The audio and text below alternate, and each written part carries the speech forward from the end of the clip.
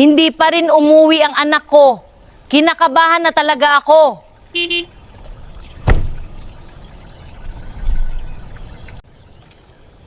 Kayo ba si Aling April? Bakit to? May dala kami isang babae pero wala ng buhay. Nakadamit na puti at short na pink. Ano?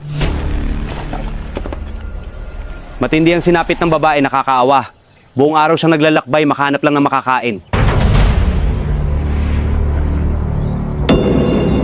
Bakit humantong sa ganito?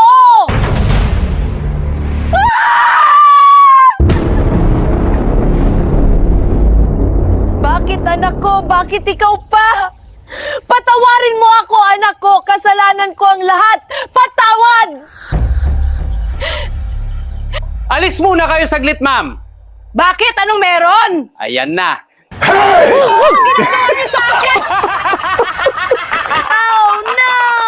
Tinatakot nyo naman ako!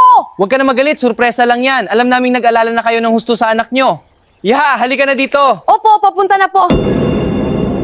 Mama, sorry po. Anak ko, wag mo sabihin yan. Pasensya ka na dahil sa ginawa ko sa'yo. Patawad, anak ko. Mama, patawad din po. Tahan na anak, huwag ka na mag-alala, andito si Mama. Maraming salamat, Mama.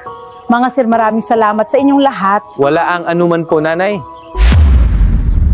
Ano ba inintay ninyo? Kainan na, hahaha. Tara, kain na, kaso walang kanin. Okay lang yan, nanay. Wow, sarap!